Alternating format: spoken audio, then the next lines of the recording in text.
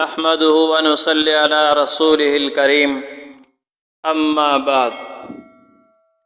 حدیث قدسی میں اللہ جل شانہ کا ارشاد ہے، انا مالک الملوک انا مالک الملوک، میں بادشاہوں کا بادشاہ ہوں اور بادشاہوں کا بھی مالک ہوں۔ قلوب الملوک بیدی، سارے بادشاہوں کے دل میری مٹھی میں ہیں۔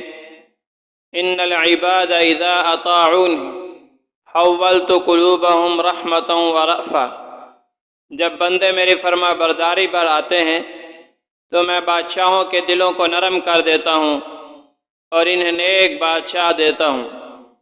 ان العباد اذا عصونی حولت قلوبہم نقمتا وسخطا، جب بندے میری نافرمانی پر آتے ہیں تو میں ان بادشاہوں کے دلوں کو سخت کر دیتا ہوں۔ فساموہم سوء العذاب، پھر وہ ان کو دردناک عذاب چکھاتے ہیں۔ ایک روایت میں اللہ کے نبی صلی اللہ علیہ وسلم نے فرمایا، اعمالکم عمالکم، تمہارے اعمال ہی تمہارے حکمران ہیں، یعنی جیسے اعمال ہوں گے حکمران بھی ایسے ہی ہوں گے۔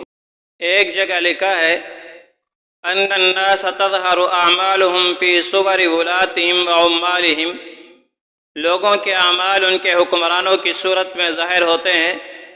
فَإِذَا أَرَادَ النَّاسُ حَاكِمًا كَعُمَرَ، جب لوگ یہ چاہیں کہ ان کے حکمران عمر رضی اللہ تعالیٰ عنہ جیسے ہوں، فَكُونُوا كَرِعَايَةِ عُمَرَ، تو پہلے عمر رضی اللہ تعالیٰ عنہ کی رعایا کی طرح بن کر دکھائیں۔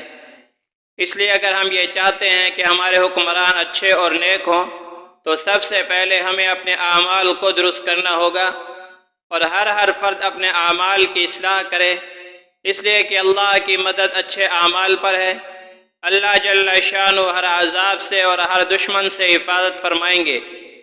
ہلاکو خان نے جب بغداد کی اینٹ سے اینٹ بجا دی اور 1,08,00,000 انسانوں کو ذبح کر دیا اور یہ اعلان کر دیا، ان کے انسان تو انسان، ان کے کتوں کو بھی ذبح کر دو، تو اس سے کسی نے کہا تم نے ہندوستان کا رخ کیوں نہ کیا؟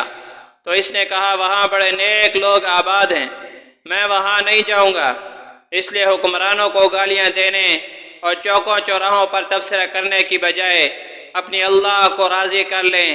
اللہ ایسے حکمران دیں گے جو پوری دنیا میں اچھائی کی مثال بن جائیں گے۔